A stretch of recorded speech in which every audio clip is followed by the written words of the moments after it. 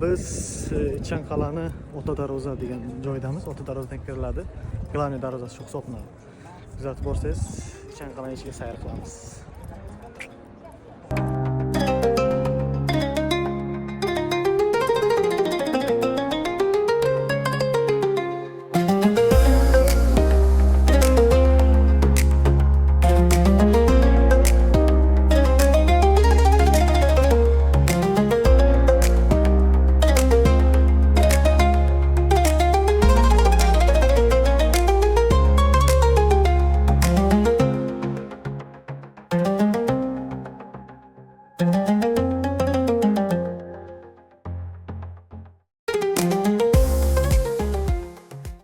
Mana siz ko'rgan o'sha har doim rasmlarda ko'rgan, videolarda ko'rgan joyingiz bu tipa kalta minor.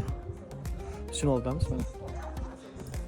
Ko'rayotgan bo'lsalaringiz, o'sha kalta minor mana shu bo'ladi.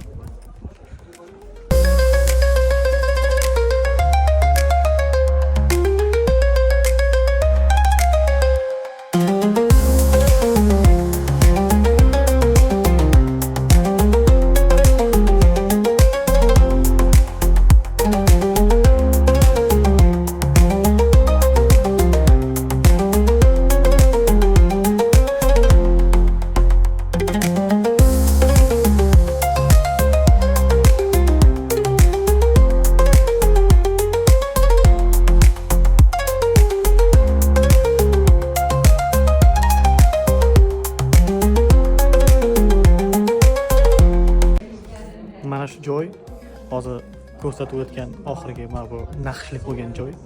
O'sha yerda shoh o'tirgan. Mana bu orqamda ko'rib turgan maydonchada raqqosalar olib kelib rosa o'ynatgan. Keyin o'ynatib bo'lgandan keyin yoqqanni kechqurun o'ynatgan. Nu hazil, lekin haqiqatda shunaqa bo'lgan. Shohni harami deydi-ku. Bu haram emas. Haram bu tushunmaysiz, короче. Вот. Mana bu yerda shoh o'tirgan, mana bu yerda raqqosalarni o'ynatgan.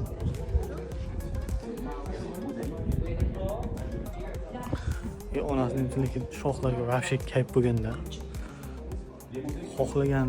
xohlagan paytda hech qaysini xafa qilgisi kelmaydi. Kuniga bitta ikkita chaqiraveradi. Yemagan po'q qolmaganda, короче. Dahshat. Ba'zi paytda shoh bugun kelib ketadi deydi-ku.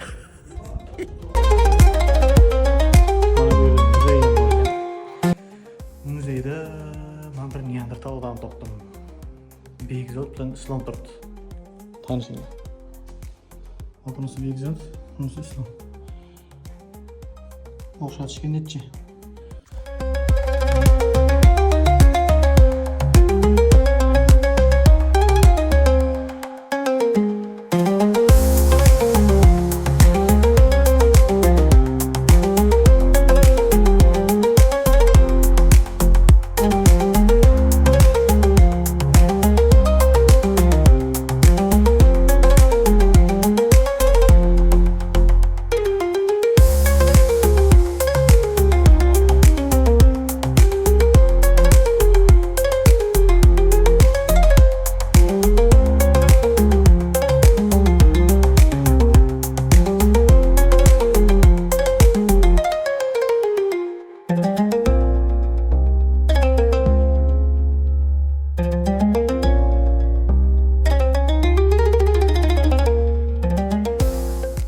Shu ko'rgan sutuningiz Pahlavon Mahmud Hindistondan keltirgan ekan. Qolgan sutunlardan farqi katta, chunki boshqacha qilib tuzilgan. Bizda o'zimizda tuzilgan boshqacha, Hindistondan kelgani boshqacha.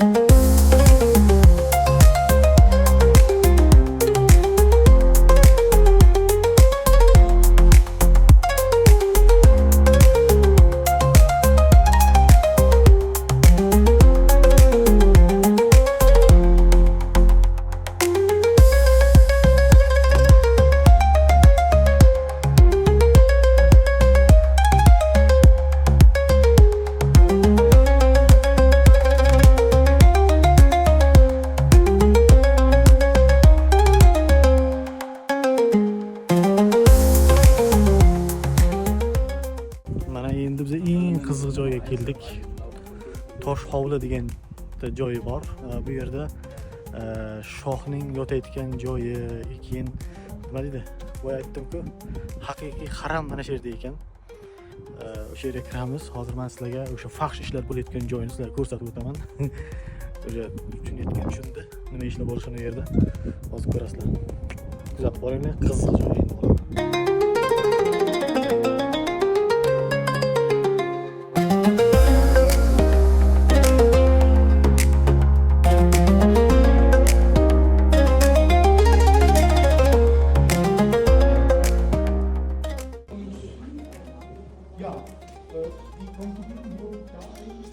Mana biz o'sha joyni topdik. Mana shu yerda shoh o'z kanzaklarini jazolagan. Shoh harami deydi-ku. Shoh harami bo'ladi shu yer. Bu yerda o'sha maraz niyatchilarni amalga oshirgan. Bilgan bildi. Faxsh ishlar mana shu yerda amalga oshirilgan. Mana ko'rishingiz mumkin. Mana kalyan chekayotganlar uchun o'sha paytda o'zining kalyan uskunasi ham bo'lgan ekan. Endi bu yerda kalyan chekkanmi endi yoki chamanzordan olib kelgan narsalarni chekkan bilmaymiz, lekin mana shunaqa bo'lgan. Mana bu joy esa mana bu yerda bunday qarasa, ana shu tarafdan kanizaklarini yoki xohlagan o'zini g'arazli niyatini oshirmoqchi bo'lgan ayolni mana shu chetdan olib kirganda mana bu yerga sekin olib kirib shu g'arazli niyatini amalga oshirgan. Ba'zida bir shoh bugun kelib ketadi deydi-ku. Hozir sizlarga Xivaxonlikdagi eng bir maxluq deydimi, Yobrello deydimi, nima deydi uni? Xullas, Yobir tiraj shahzodasi bo'lgan Isfandiyorxon degan o'shani aravasi bo'lgan. Ot aravasi. O'sha ot aravani hozir men sizlarga uni nomini nima deyishini aytaman. Xalq tilida boshqacha deb aytilgan. O'sha ot arava kelaversa, hamma qizlarini yashirgan, qizlar hammasi uyga kirib olgan. O'sha ot aravada o'tib, kimni o'sha mahalla, qishloqlarga boradi-da. Agar kimni qizi yoqib qolayotgan bo'lsa, o'shani shunday borib, uydagilardan yaxshilikcha so'raydi. Agar bermayotgan bo'lsa, polni uydagilarni qiradi-da, o'ldiradi-da, qizini olib ketadi.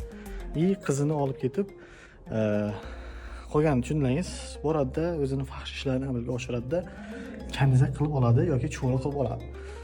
Mana shunaqa qilib, shunaqa bir nima deydi, harom xonasida shu ishlarni amalga oshirgan. Hozir shuni ot aravasini ko'rsatamiz.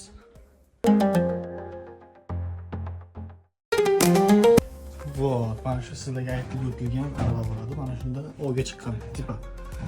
Bu qizlar ovi, ya'ni bu hech qanaqa emas. Hayvon yoki bironta qush ovlashga emas, bu именно qizlarni ovlashga chiqqan. Shunaqa insonlar ham bo'lib o'tgan. Nafs yomon, nafs. Pul ko'paygandan keyin bizda haligi qo'pol qilib aytganda qo'yit qilishga o'tadi-ku. Shuda. Biz kuzatib boring, bundan qiziq voqealar hali endi bo'ladi. Keyingi qadam Buxoroga ketamiz. Ichkari juda labirint. Kirib qolsangiz adashib qolasiz. Bizlar topasiz mana bunaqa joylarni. Bu tosh hovlining ichi bo'ladi.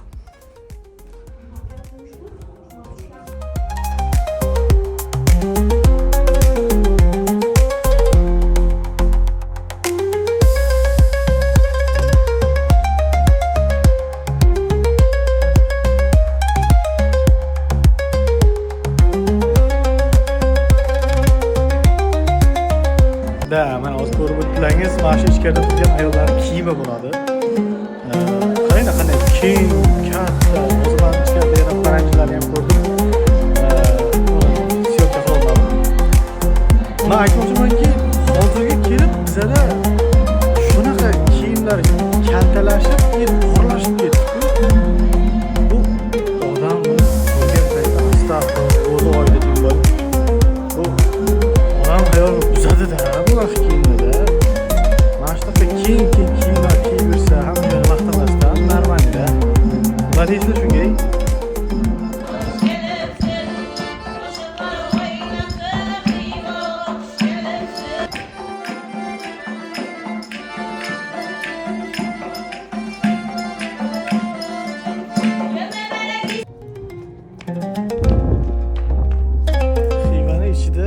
moshinalar yuradi. Lekin men shuncha qaragan bo'lsam, joyida do'mpalakcha qilib, rasmini chiqarib kelmagan.